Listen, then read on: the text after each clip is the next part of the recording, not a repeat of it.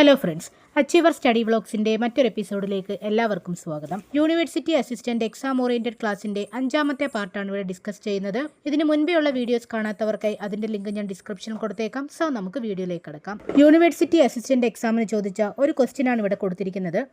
1640 മുതൽ 20 വർഷക്കാലം long parliament നിലനിന്ന രാജ്യം. Options: England, Korea, China, Vietnam. ഈ ഒരു ക്വസ്റ്റ്യനിൽ നിന്ന് നമ്മൾ മനസ്സിലാക്കേണ്ടുന്ന കാര്യം ലോങ് പാർലമെന്റ് എന്താണെന്നാണ്. അതുമായി ബന്ധപ്പെട്ട പോയിന്റ്സ് നമുക്ക് പഠിക്കാം. ഇവിടെ നൽകിയിട്ടുള്ള ലോങ് പാർലമെന്റ് എന്നത് ഇംഗ്ലണ്ടിലെ ഗ്ലോറിയസ് റവല്യൂഷൻ എന്ന മഹത്തായ വിപ്ലവവുമായി ബന്ധപ്പെട്ടതാണ്. സോ നമുക്ക് ഈ വിപ്ലവങ്ങളെ ഒന്ന് മനസ്സിലാക്കാൻ ശ്രമിക്കാം. 17ാം നൂറ്റാണ്ടിലാണ് ഇംഗ്ലീഷ് റവല്യൂഷൻ അല്ലെങ്കിൽ ദ ഗ്ലോറിയസ് റവല്യൂഷൻ ഇംഗ്ലണ്ടിൽ നടക്കുന്നത്. 17ാം നൂറ്റാണ്ടെന്ന് പറയുമ്പോൾ ഏകദേശം 16,000-നും 17,000-നും ഇടയിലുള്ള കാലഘട്ടമാണ്. ഈ ഒരു സമയത്താണ് ഇംഗ്ലീഷ് റവല്യൂഷൻ അല്ലെങ്കിൽ ദ ഗ്ലോറിയസ് റവല്യൂഷൻ ഒക്കെ നടക്കുന്നത്. ഇത്തരത്തിൽ ഇംഗ്ലണ്ടിൽ 2 റവല്യൂഷനാണ് നടന്നത്. ഒന്ന് 1642 നടന്ന ആഭ്യന്തര വിപ്ലവം അല്ലെങ്കിൽ ഇംഗ്ലീഷ് സിവിൽ വാർ. ഏതാണ്? ഒന്ന് 1642 നടന്ന ആഭ്യന്തര വിപ്ലവം. രണ്ടാമത്തേത് 1688 നടന്ന രക്തരഹിത വിപ്ലവം അല്ലെങ്കിൽ ദ ഗ്ലോറിയസ് റവല്യൂഷൻ. ഇപ്പം എന്താണ്?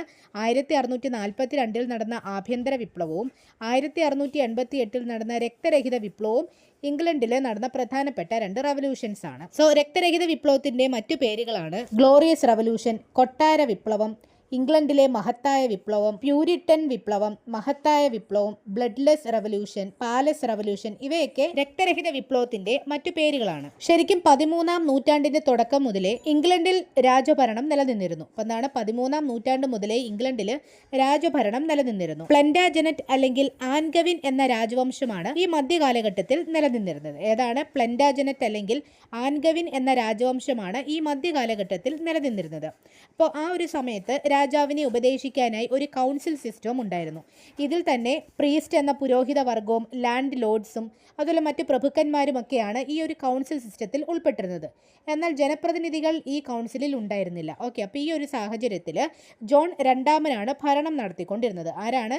ജോൺ രണ്ടാമനാണ് പ്ലന്റാജനറ്റ് അല്ലെങ്കിൽ ആൻഗവിൻ എന്ന ഈ രാജവംശത്തിൽ, അതായത് മധ്യകാലഘട്ടത്തിൽ ഭരണം നടത്തിക്കൊണ്ടിരുന്നത്. ഇദ്ദേഹത്തെ പ്ലന്റാജനറ്റ് രാജവംശ കുപ്രസിദ്ധനായ രാജാവ് എന്നാണ് അറിയപ്പെടുന്നത്. എന്താണ്? പ്ലന്റാജനറ്റ് രാജവംശത്തിലെ കുപ്രസിദ്ധനായ രാജാവ് എന്നറിയപ്പെടുന്നത് ആരെയാണ്? ജോൺ രണ്ടാമനെയാണ്. പണം ശരിയായി വിനിയോഗിക്കാൻ അറിയാതിരുന്ന ധൂർത്തനായ ഈ രാജാവ് ഫ്രാൻസുമായി യുദ്ധത്തിലേർപ്പെട്ടു. തുടർന്ന് ധാരാളം നാശനഷ്ടങ്ങൾ ഉണ്ടാവുകയും സാമ്പത്തിക മാന്ദ്യം നന്നായി അനുഭവപ്പെടുകയും ചെയ്തു. ഈ ഒരു സാഹചര്യത്തിൽ സാമ്പത്തികമായി കരകയറാൻ ഇദ്ദേഹം അധിക നികുതി ജനങ്ങളിൽ നിന്നും ഈടാക്കാൻ തുടങ്ങി. രാജാവിന്റെ ഇത്തരത്തിലുള്ള പ്രവൃത്തികളിൽ ബുദ്ധിമുട്ട് അനുഭവിക്കുന്നതായിരുന്നു മധ്യവർഗം. മധ്യവർഗം എന്ന് പറയുമ്പോൾ ഇടപ്രഭുക്കന്മാരെന്ന ബാരൻസ്, അതായത് സമ്പന്നരായ പ്രഭുക്കന്മാർക്കും താഴെ വരുന്നവരാണ് ഈ ഇടപ്രഭുക്കന്മാരെന്ന് പറയുന്നത്. കൂടാതെ വ്യാപാരികൾ, ഭൂവുടമകൾ, വിദ്യാസമ്പന്നരായ വ്യക്തികൾ, ഡോക്ടർമാർ, അഡ്വക്കേറ്റ്സ്. അപ്പം ഇവരൊക്കെ എന്താണ്? ഈ മധ്യവർഗത്തിൽ വരുന്നവരാണ്. അപ്പം ഈ മധ്യവർഗമാണ് ശരിക്കും ഈ നികുതി കൊടുക്കേണ്ടി വരുന്നത്. അപ്പം ഇത്തരത്തിൽ ഈ മധ്യവർഗവും രാജാവും തമ്മിൽ പലതരത്തിലുള്ള തർക്കങ്ങൾ ഉണ്ടാകുന്നു. ഇത് വലിയ സമരങ്ങൾക്ക് കാരണമാവുകയും ചെയ്യുന്നു. തുടർന്ന് 1215 ജൂൺ 15 രാജാവിന് ജനങ്ങളുടെ നിർബന്ധത്തെ തുടർന്ന് ഒരു അവകാശ പത്രത്തിൽ ഒപ്പുവെക്കേണ്ടി വരികയാണ്. സോ ഈ ഒരു അവകാശ പത്രമാണ് മാഗ്ന കാർട്ട എന്ന് പറയുന്നത്. എന്താണ് മാഗ്ന കാർട്ട? ലോകത്തിലെ തന്നെ ആദ്യത്തെ അവകാശ പത്രമാണ് ഈ മാഗ്ന കാർട്ട എന്ന് പറയുന്നത്. അപ്പോൾ ലാറ്റിൻ ഭാഷയിൽ നിന്നും ഡിറൈവ് ചെയ്തു വന്ന ഈ മാഗ്ന കാർട്ടയുടെ മീനിങ് മഹത്തായ ഉടമ്പടി എന്നാണ്. അപ്പോൾ മാഗ്ന കാർട്ടയുടെ മീനിങ് എന്താണ്? മഹത്തായ ഉടമ്പടി. ലാറ്റിൻ വേർഡിൽ നിന്നുമാണ് ഇത് ഡിറൈവ് ചെയ്തു വന്നത്. റണ്ണിമിഡ് എന്ന് പറഞ്ഞൊരു മൈതാനത്ത് വെച്ചിട്ടാണ് ജോൺ രാജാവ് മാഗ്ന കാർട്ടയിൽ ഒപ്പുവെക്കുന്നത്. അതും 1215 ജൂൺ 15. സോ ഈ ഒരു സമയത്ത് ഇന്നസെന്റ് മൂന്നാമനാണ് അവിടുത്തെ പോപ്പായിട്ട് ഇരുന്നിട്ടുള്ളത്. ആരാണ്? ഇന്നസെന്റ് മൂന്നാമനാണ് പോപ്പായിട്ട് ഇരുന്നതെന്നുള്ള കാര്യം കൂടി ഓർത്തിരിക്കാം. ബ്രിട്ടന്റെ ഭരണഘടനയുടെ ബൈബിൾ എന്നും മാഗ്ന കാർട്ടയെ അറിയപ്പെടുന്നുണ്ട്. അപ്പൊ ഈ മാഗ്ന കാർട്ടയിൽ രാജാവിന്റെ അധികാരങ്ങൾ ഒരുപാട് നിയന്ത്രിക്കപ്പെടുന്നുണ്ട്. ഓക്കെ, സോ ഈ മാഗ്ന കാർട്ട എങ്ങനെയാണ് ഇംഗ്ലണ്ടിന്റെ ചരിത്രത്തിൽ സ്ഥാനം പിടിച്ചെന്നുള്ള കാര്യം മനസ്സിലായല്ലോ. ജോൺ രണ്ടാമൻ എന്ന ഭരണാധികാരിയുടെ കുത്തഴിഞ്ഞ ഭരണത്തെ തുടർന്ന് ധാരാളം സാമ്പത്തിക മാന്ദ്യങ്ങൾ ഉണ്ടാവുകയും ഇത് മറികടക്കാനായി അദ്ദേഹം ജനങ്ങളിൽ അധിക നികുതി പിരിക്കാൻ തുടങ്ങിയത് മൂലം മധ്യവർഗം ഇദ്ദേഹത്തിനെതിരെ തിരിയുകയും പല സമരങ്ങൾക്കും ഒടുവിലാണ് മാഗ്ന കാർട്ട എന്ന അവകാശപത്രം ഉടലെടുക്കുന്നത്. 1215 ജൂൺ 15 രാജാവ് ഈ മാഗ്ന കാർട്ടയിൽ ഒപ്പുവെക്കുന്നതെന്ന് ഓർത്തിരിക്കുക. റണ്ണിമിഡ് മൈതാനത്തിൽ വെച്ചിട്ടാണ് ഇദ്ദേഹം ഈ ഒപ്പുവെക്കുന്നത്. ഈ സമയത്ത് ഇന്നസെന്റ് മൂന്നാമനാണ് പോപ്പായിട്ടിരുന്നത്. ഈ മാഗ്ന കാർട്ടയുടെ പ്രധാനപ്പെട്ട വ്യവസ്ഥകൾ എന്താണെന്ന് കൂടി നമുക്ക് നോക്കാം. ഒന്ന്, രാജാവിൻ്റെ അധികാരം നിയന്ത്രിക്കപ്പെട്ടു. അപ്പോൾ രാജാവിൻ്റെ അധികാരത്തിന്മേലിൽ ഒരു നിയന്ത്രണം വന്നു. അതാണ് ഒന്നാമത്തെ വ്യവസ്ഥ എന്ന് പറയുന്നത്. രാജ്യത്തിനൊരു നിയമമുണ്ടെങ്കിൽ അതിനനുസരിച്ച് മാത്രമേ രാജാവിന് ഇനി പ്രവർത്തിക്കാൻ കഴിയൂ എന്നുള്ളൊരു വ്യവസ്ഥ മാഗ്ന കാർട്ട മൂലം ഉണ്ടായി. മറ്റൊന്ന്, ഇംഗ്ലീഷ് പാർലമെൻറ്റിൻ്റെ രൂപീകരണത്തിന് വഴി തുറന്നു. പാർലമെൻറ്റ് എന്ന് പറഞ്ഞൊരു സംവിധാനം ഇവിടെ ഉണ്ടാവുകയാണ്. അതായത് നമ്മൾ പറഞ്ഞു കിങ്ങിന് രാജാവിന് ഉപദേശം നൽകുന്നതിനായിട്ട് ഒരു കൗൺസിൽ സിസ്റ്റം ഉണ്ടെന്ന് പറഞ്ഞായിരുന്നു. എന്നാൽ ഇവിടെ കൗൺസിൽ സിസ്റ്റം കുറച്ചുകൂടി എക്സ്പാൻഡ് ചെയ്ത് പാർലമെൻറ്റ് എന്ന് പറഞ്ഞൊരു സംവിധാനമായിട്ട് മാറുകയാണ്. അപ്പോൾ ഈ പാർലമെൻറ്റിൻ്റെ പവറുണ്ട്. ഈ നികുതി പിരിക്കണമെങ്കിലും അങ്ങനെയുള്ള മറ്റ് നിയമങ്ങളൊക്കെ നടപ്പിലാക്കണമെന്നുണ്ടെങ്കിൽ പോലും രാജാവിന് പാർലമെൻറ്റിൻ്റെ അനുമതി കൂടി വേണം. ഓക്കെ. അതുപോലെ മറ്റൊരു വ്യവസ്ഥയാണ് റൂൾ ഓഫ് ലോ അല്ലെങ്കിൽ നിയമപരമായ സംരക്ഷണം എന്നത്. റൂൾ ഓഫ് ലോ അല്ലെങ്കിൽ നിയമപരമായ സംരക്ഷണം എന്നതുകൊണ്ട് അർത്ഥമാക്കുന്നത് എന്താണ്? നിയമത്തിന് മുന്നിൽ എല്ലാവരും തുല്യരാണ്, നിയമവാഴ്ചയാണ് ഇവിടെ നടക്കുന്നത് എന്നാണ്. അപ്പോൾ എന്താണ്? നിയമത്തിന് മുന്നിൽ എല്ലാവരും തുല്യരാണ്. അപ്പോൾ ഇവിടെ അങ്ങനെ ഏറ്റക്കുറച്ചിലുകളില്ല എന്ന് പറയുന്ന ഒരു വ്യവസ്ഥയാണ് റൂൾ ഓഫ് ലോ എന്ന നിയമപരമായ സംരക്ഷണത്തിൽ പറയുന്നത്. സോ ഈ ഒരു സെയിം സ്റ്റേറ്റ്മെൻറ്റ് പറയുന്ന ഒരു റൂള് നമുക്കുണ്ട്. ഇന്ത്യയിൽ ഭരണഘടനയുടെ ആർട്ടിക്കിൾ 14 റൂൾ ഓഫ് ലോയെ പറ്റി പറയുന്നുണ്ട്. ഓക്കെ. ശരിക്കും ഈ ഒരു റൂൾ ഓഫ് ലോയുടെ തുടക്കം എന്ന് പറയുന്നത് ഈ മാഗ്ന കാർട്ടയിൽ നിന്നുമാണ്. അതുപോലെ മറ്റൊരു വ്യവസ്ഥയാണ് വ്യക്തി അവകാശങ്ങളും സംരക്ഷിച്ചു. എന്താണ്? വ്യക്തികളുടെ സ്വാതന്ത്ര്യവും അതുപോലെ തന്നെ അവരുടെ അവകാശങ്ങളും സംരക്ഷിക്കാനും എന്തുമൂലം സാധിച്ചു? മാഗ്ന കാർട്ട വഴി സാധിച്ചു. അതുപോലെ തന്നെ സഭയുടെ സ്വാതന്ത്ര്യവും അംഗീകരിച്ചു. അപ്പോൾ എന്താണ് മാഗ്ന കാർട്ടയുടെ വ്യവസ്ഥകൾ എന്ന് പറയുന്നത്? ഒന്ന്, രാജാവിൻ്റെ അധികാരം നിയന്ത്രിക്കപ്പെട്ടു. മറ്റൊന്ന്, ഇംഗ്ലീഷ് പാർലമെൻറ്റിൻ്റെ രൂപീകരണത്തിന് വഴി തുറന്നു.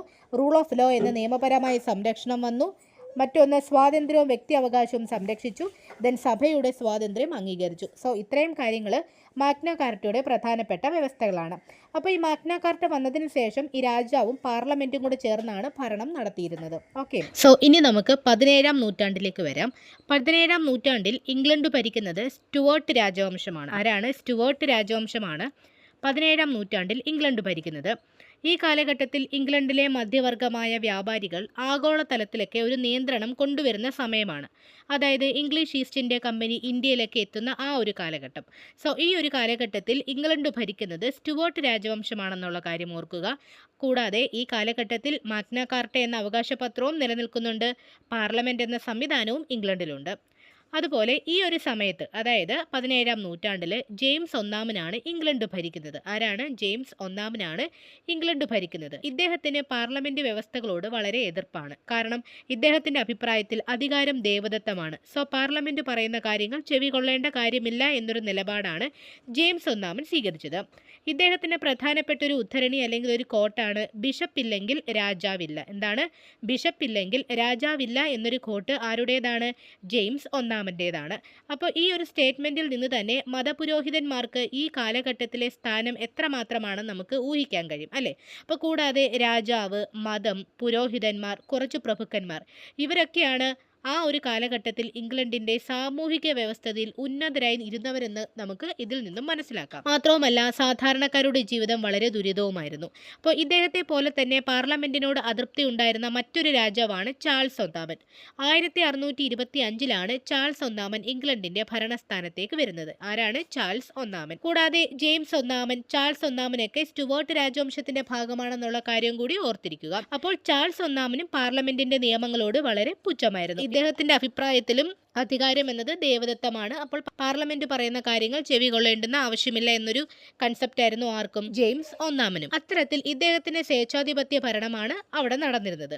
സോ ഈ ഒരു സ്വേച്ഛാധിപത്യ ഭരണത്തിൽ മനമടുത്ത് അവിടുത്തെ ജനങ്ങളും പാർലമെന്റും ഇദ്ദേഹത്തെ കൊണ്ട്, അതായത് ചാൾസ് ഒന്നാമനെ കൊണ്ട് പെറ്റീഷൻ ഓഫ് റൈറ്റ് എന്ന സംവിധാനത്തിൽ ഒപ്പുവെപ്പിക്കുകയാണ്. 1628 പെറ്റീഷൻ ഓഫ് റൈറ്റ്സിൽ ചാൾസ് ഒന്നാമനെ കൊണ്ട് നിർബന്ധിച്ച് ഒപ്പിടിപ്പിച്ചു. എന്നാൽ തൊട്ടടുത്ത വർഷം 1629 ചാൾസ് ഒന്നാമൻ ഈ പെറ്റീഷൻ ഓഫ് റൈറ്റ് ലംഘിക്കുകയും തുടർന്ന് പാർലമെന്റ് പിരിച്ചുവിടുകയുമാണ് ചെയ്തത്.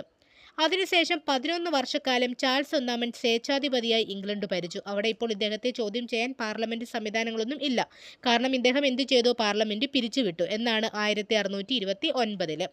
ശേഷം 1640 ഇദ്ദേഹം സ്കോട്ട്ലൻഡുകാരുമായി ഒരു യുദ്ധത്തിൽ ഏർപ്പെടുകയാണ്. അപ്പോൾ വലിയ രീതിയിലുള്ള നാശനഷ്ടങ്ങളൊക്കെ ഉണ്ടാവുകയും സാമ്പത്തിക മാന്ദ്യം അനുഭവപ്പെട്ടതിനെ തുടർന്ന് ഇതിനെ മറികടക്കാനായി ജനങ്ങളിൽ നിന്നും അധിക നികുതി പിരിക്കാൻ ഇദ്ദേഹം തീരുമാനിച്ചു. പക്ഷേ ഇത്തരം സന്ദർഭങ്ങളിൽ പാർലമെന്റിന്റെ അനുമതിയും ആവശ്യമാണ്. എന്തിന്? ഇത്തരത്തിലുള്ള നികുതി പിരിവിനൊക്കെ വേണ്ടിയിട്ട്, നികുതി പിരിക്കുന്ന നിയമങ്ങളൊക്കെ നടത്താൻ വേണ്ടിയിട്ട്. നമുക്കറിയാം ചാൾസ് ഒന്നാമൻ ഓൾറെഡി പാർലമെന്റ് പിരിച്ചുവിട്ടതാണ്. അതിനാൽ ഇദ്ദേഹം വീണ്ടും 1640 പാർലമെന്റ് വിളിച്ചു ചേർക്കുകയാണ്. എന്നാണ് 1640 പാർലമെന്റ് വിളിച്ചു ചേർക്കുകയാണ്. എന്നാൽ ഇപ്രാവശ്യം ഈ പാർലമെന്റ് 20 വർഷം വരെ നീണ്ടുനിന്നു. ഇതിനെയാണ് ഇംഗ്ലണ്ടിന്റെ ചരിത്രത്തിൽ ലോങ് പാർലമെന്റ് എന്നറിയപ്പെടുന്നത്. എന്താണ് ലോങ് പാർലമെന്റ് എന്ന് അറിയപ്പെടുന്നത്? അപ്പോൾ ഇപ്രാവശ്യം രാജാവും പാർലമെന്റും തമ്മിൽ പല വാക്കുതർക്കങ്ങൾ ഉണ്ടാവുകയും ഒരു ആഭ്യന്തര യുദ്ധത്തിലേക്ക് ഇത് വഴിമാറുകയുമാണ് ചെയ്തത്. രാജാവിന് യുദ്ധം ചെയ്യാൻ സൈന്യമുണ്ടെങ്കിലും പാർലമെന്റിന് അത്തരത്തിലൊരു സംവിധാനം, ഒരു സൈന്യം എന്നുള്ള രീതിക്കുള്ള ഒരു സംവിധാനം ഇല്ലായിരുന്നു. അതുകൊണ്ട് തന്നെ പാർലമെന്റിനെ സംരക്ഷിക്കാനായി ഒലിവർ ക്രോംവെല്ലിന്റെ നേതൃത്വത്തിൽ, ആരുടേതാണ്? ഒലിവർ ക്രോംവെല്ലിന്റെ നേതൃത്വത്തിൽ ഒരു ആർമി അവിടെ രൂപീകരിക്കുകയാണ്. അതിനെയാണ് ന്യൂ മോഡൽ ആർമി എന്ന് പറയുന്നത്. എന്താണ് ന്യൂ മോഡൽ ആർമി? അങ്ങനെ 1642 തുടങ്ങിയ ഈ സിവിൽ വാർ ഏകദേശം 6-7 കൊല്ലത്തോളമാണ് നീണ്ടുനിന്നത്. 1642 തുടങ്ങിയ ഈ സിവിൽ വാർ അല്ലെങ്കിൽ ആഭ്യന്തര യുദ്ധം ഏകദേശം 6 മുതൽ 7 കൊല്ലത്തോളം നീണ്ടുനിന്നു. 3 തവണയാണ് ഈ ഒരു സിവിൽ വാർ നടന്നത്. ഏകദേശം 1642 1649 അല്ലെങ്കിൽ 51 ആ ഒരു വർഷത്തിനിടയ്ക്ക് 3 തവണയാണ് ഇംഗ്ലണ്ടിൽ ആഭ്യന്തര യുദ്ധങ്ങൾ നടന്നത്. ഇതിൽ ഒരുപാട് പേർക്ക് ജീവഹാനി ഉണ്ടായി. നമ്മൾ പറഞ്ഞു ഇവിടുത്തെ കിങ്ങിന് പാർലമെന്റിന്റെ ന്യൂ മോഡൽ ആർമിയായിട്ടാണ് യുദ്ധം ചെയ്യേണ്ടി വന്നത്. ഇത് കൂടാതെ സ്കോട്ട്ലൻഡുകാരുമായിട്ടും ഈ ഒരേ സമയത്ത് തന്നെ ഈ രാജാവിന് യുദ്ധം ചെയ്യേണ്ടി വന്നു.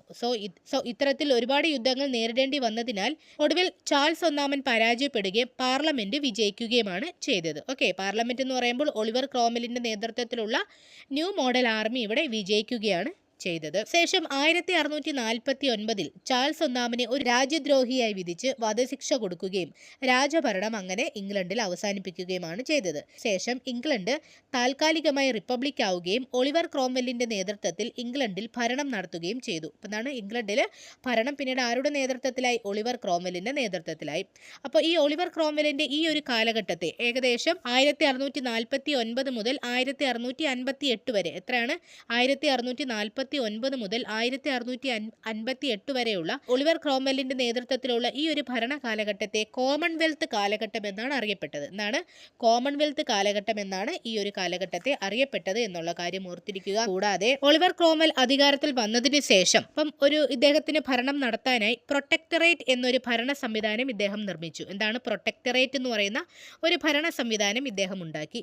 ഇതിന്റെ അധിപനായി ലോർഡ് പ്രൊട്ടക്ടറേറ്റ് എന്ന തസ്തികയും ഇദ്ദേഹം ഉണ്ടാക്കി. എന്താണ് ഇതിന്റെ അധിപനായിട്ട്? അതായത് പ്രൊട്ടക്ടറേറ്റ് എന്ന് പറയുന്ന ഒരു ഭരണ സംവിധാനത്തിന്റെ അധിപനായിട്ട് ലോർഡ് പ്രൊട്ടക്ടറേറ്റ് എന്നൊരു തസ്തികയും ഒലിവർ ക്രോംവെൽ ഉണ്ടാക്കി. തുടർന്ന് ലോർഡ് പ്രൊട്ടക്ടറായിട്ട് ഒലിവർ ക്രോംവെൽ ഇംഗ്ലണ്ടിൽ ഭരണം നടത്തുകയും ചെയ്യുകയാണ്. ഇവിടെ നമ്മൾ ഓർത്തിരിക്കേണ്ട ഒരു വസ്തുത എന്തെന്ന് വെച്ചാൽ ഇംഗ്ലണ്ടിന്റെ ചരിത്രത്തിൽ പ്രൊട്ടക്ടർ എന്നറിയപ്പെടുന്നത് ആരെയാണ്? ഒലിവർ ക്രോംവെല്ലിനെയാണ്. അപ്പം എന്താണ്? ഇംഗ്ലണ്ടിന്റെ ചരിത്രത്തിൽ പ്രൊട്ടക്ടർ എന്നറിയപ്പെടുന്നത് ആരെയാണ്? ഒലിവർ ക്രോംവെല്ലിനെയാണ്. സോ അങ്ങനെ റിപ്പബ്ലിക്കൻ ഭരണം ഇംഗ്ലണ്ടിൽ നടക്കുകയാണ്. എന്നിരുന്നാലും ഒലിവർ ക്രോംവെല്ലിന്റെ ഒരു സ്വേച്ഛാധിപത്യ ഭരണം തന്നെയാണ്, അതായത് ഒരു സൈനിക സ്വേച്ഛാധിപത്യ ഭരണം തന്നെയാണ് ഇംഗ്ലണ്ടിൽ നിലനിൽക്കുന്നത്. അപ്പോൾ പാർലമെന്റിന്റെ ഉള്ളിൽ ഒലിവർ ക്രോംവെല്ലിനെ എതിർക്കുന്നവരും അതുപോലെ അനുകൂലിക്കുന്നവരും ഒക്കെ ഉണ്ടായിരുന്നു. അപ്പോൾ ഇദ്ദേഹം അധികാരത്തിൽ വന്ന ഉടനെ ഇദ്ദേഹത്തെ എതിർക്കുന്നവരെ പാർലമെന്റിൽ നിന്ന് പുറത്താക്കുകയും തന്റെ അനുയായികൾ മാത്രം പാർലമെന്റിൽ അംഗങ്ങളായി തുടരുകയും ചെയ്തു. സോ ഇത്തരത്തിലുണ്ടായ പാർലമെന്റിന് റംബ് പാർലമെന്റ് അല്ലെങ്കിൽ അവശിഷ്ട പാർലമെന്റ് എന്നാണ് അറിയപ്പെട്ടത്. എന്താണ്? റംബ് പാർലമെന്റ് അല്ലെങ്കിൽ അവശിഷ്ട പാർലമെന്റ് എന്നാണ് ഈ പാർലമെന്റിനെ പിന്നീട് ക്രോംവെൽ അധികാരത്തിൽ വന്നതിന് ശേഷമുള്ള പാർലമെന്റിനെ അറിയപ്പെട്ടത്. ഓക്കെ, ഇപ്പോൾ നമ്മൾ പറഞ്ഞു ഒലിവർ ക്രോംവെൽ അധികാരത്തിലെത്തിയപ്പോൾ ഒരു സൈനിക സ്വേച്ഛാധിപതിയായിട്ടാണ് പെരുമാറിയതെന്ന് നമ്മൾ പറഞ്ഞു. അപ്പോൾ ഇദ്ദേഹത്തിന്റെ ഭരണം സമൂഹത്തിലെ മധ്യവർഗത്തിന് തീരെ ഇഷ്ടമായില്ല, സ്വാഭാവികമാണല്ലേ. എന്നാൽ അധികം താമസിയാതെ ചാൾസ് ഒന്നാമൻ 1658 മരണമടയുകയും ചെയ്തു. വളരെ ബുദ്ധിമുട്ടൊന്നും ഉണ്ടാക്കാതെ ഒലിവർ ക്രോംവെൽ അധികം താമസിയാതെ മരണമടയുകയും ചെയ്തു. 1658 ഇദ്ദേഹം മരിക്കുന്നത്. തുടർന്ന് ഇദ്ദേഹത്തിന്റെ ഈ ഭരണകൂടം തകരുകയാണ്. തുടർന്ന് 1660 ചാൾസ് ഒന്നാമന്റെ മകനായ ചാൾസ് രണ്ടാമനെ പാർലമെന്റ് ഭരണം ഏൽപ്പിക്കുകയാണ് ഉണ്ടായത്. സോ ഇദ്ദേഹത്തിന്റെ കാലഘട്ടം വലിയ പ്രശ്നങ്ങളൊന്നുമില്ലാതെ കഴിഞ്ഞുപോയി. അപ്പോൾ ഈ ഒരു കാലഘട്ടത്തെ റീസ്റ്റോറേഷൻ അല്ലെങ്കിൽ ഒരു പുനഃസ്ഥാപനം എന്നാണ് ഈ ഒരു പ്രവൃത്തി അറിയപ്പെട്ടത്. അതായത് ഇടയ്ക്കൊന്ന് റിപ്പബ്ലിക് ആയെങ്കിലും വീണ്ടും തിരിച്ച് ആരുടെ അടുത്ത് തന്നെ വരികയാണ്? രാജാവിൻ്റെ അടുത്ത് തന്നെ ഭരണം വരികയാണ്. സോ ഈ ഒരു പ്രവൃത്തി റീസ്റ്റോറേഷൻ അല്ലെങ്കിൽ പുനഃസ്ഥാപനം എന്നാണ് അറിയപ്പെട്ടത്. എന്നാൽ ചാൾസ് ഒന്നാമൻ വലിയ ബുദ്ധിമുട്ടൊന്നും ഉണ്ടാക്കാതെ തന്നെ ആ ഒരു ഭരണം നല്ല രീതിയിൽ കൊണ്ടുപോയി. അപ്പോൾ ചാൾസ് രണ്ടാമന്റെ സമയത്താണ് ഈ ഹേബിയസ് കോർപ്പസ് നിയമമൊക്കെ വരുന്നത്. പറയുന്നത്. വിചാരണ കൂടാതെ ആരെയും തടവിലാക്കാൻ പാടില്ല എന്ന് അനുശാസിക്കുന്ന നിയമമാണ് ഈ ഹേബിയസ് കോർപ്പസ് എന്ന് പറയുന്നത്. സോ ഈ ഒരു നിയമമാണ് നമ്മുടെ ഇന്ത്യൻ ഭരണഘടനയിലെ 5 റിട്ടുകളിൽ ഒന്നും ഈ ഒരു നിയമം തന്നെയാണ് പറയുന്നത്. ഓക്കെ, അപ്പോൾ ഇദ്ദേഹത്തിന് ശേഷം, അതായത് ചാൾസ് രണ്ടാമന് ശേഷം അധികാരത്തിലെത്തുന്നത് ജെയിംസ് രണ്ടാമനാണ്. ആരാണ്? ചാൾസ് രണ്ടാമന് ശേഷം പിന്നീട് ആരാണ് വരുന്നത്? ജെയിംസ് രണ്ടാമനാണ് വരുന്നത്. ഇദ്ദേഹത്തിന് പാർലമെന്റിന്റെ കാര്യങ്ങളോട് ഭയങ്കര വിയോജിപ്പായിരുന്നു. അതുകൊണ്ട് തന്നെ ഇംഗ്ലണ്ടിൽ വീണ്ടും സ്വേച്ഛാധിപത്യ ഭരണം തുടങ്ങുകയാണ്.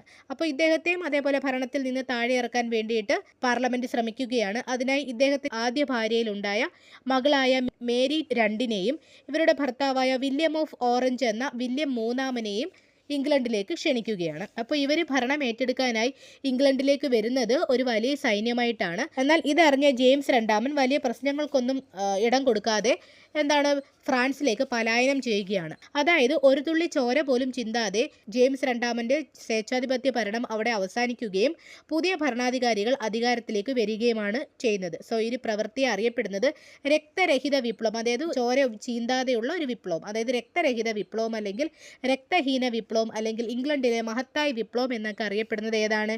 ഈ ഒരു വിപ്ലവമാണ്. അങ്ങനെ 1688 ഇംഗ്ലണ്ടിലെ ആ രക്തരഹിത വിപ്ലവം അല്ലെങ്കിൽ രക്തഹീന വിപ്ലവം ഇവിടെ നടക്കുകയാണ്. ഇത്തരത്തിൽ മേരി രണ്ടാമന്റെയും വില്യം ഓഫ് ഓറഞ്ച് എന്ന വില്യം മൂന്നാമനും ഇംഗ്ലണ്ടിന്റെ ഭരണ തലപ്പത്തിലേക്ക് എത്തുകയും തുടർന്ന് നിയന്ത്രിത രാജവാഴ്ച ഇവിടെ നടക്കുകയുമാണ് ചെയ്തത്. അപ്പോൾ അതിനു വേണ്ടിയിട്ട് 1688 ബിൽ ഓഫ് റൈറ്റ്സിൽ ഒപ്പുവെക്കുകയാണ്. ആരൊക്കെ? മേരി രണ്ടും വില്യം മൂന്നാമനും.